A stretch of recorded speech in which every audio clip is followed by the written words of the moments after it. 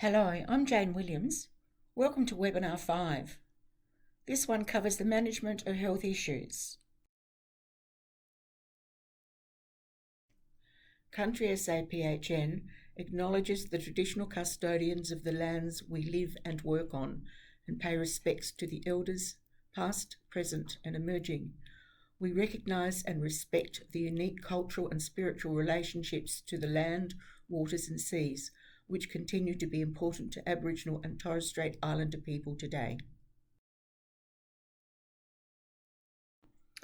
The objectives in this webinar: clinical management of health, information management, content of patient health records, and recalls and reminders. Clinical management of health. Clinical management is the core of health services delivery and follows best practice to deliver care and treatment to patients. It uses systems that identify and prevent circumstances that put patients at risk or harm.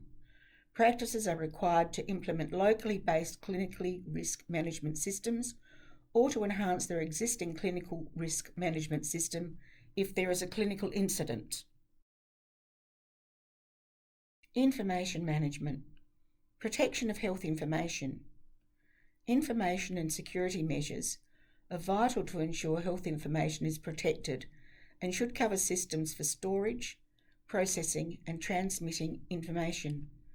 Practices must develop and implement appropriate policies and procedures specifying which staff have access to health information and under what circumstances. Regular audit. It is recommended that practices regularly audit these measures and perform practice risk assessments as appropriate. Physical measures for security of records.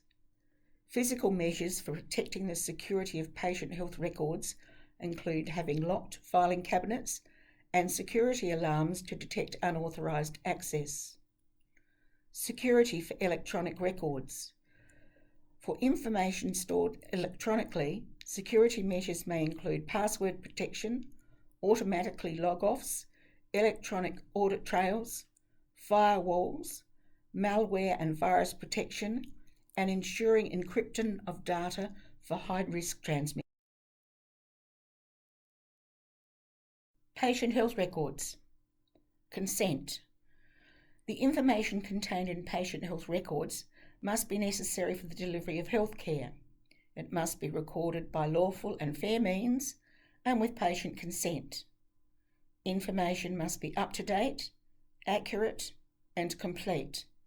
In many situations, such as where GPs collect a family history from a patient, it may not be possible to obtain each family member's consent.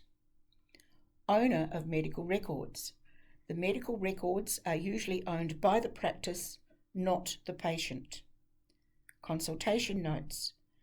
GPs must take reasonable steps to ensure the health information and consultation notes they hold are well organised. They should at all times be efficiently detailed and accessible to allow another GP to continue the management of the patient.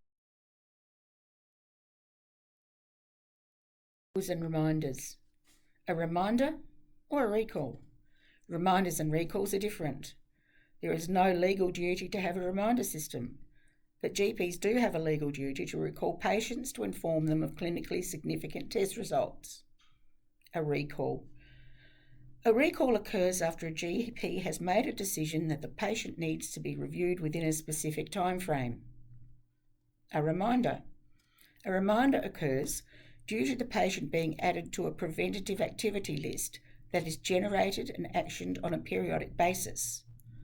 All clinical information software systems have the functionality for recalls and reminders.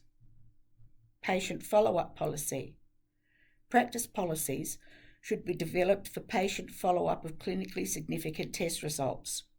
The policies need to be supported by business processes within the practice.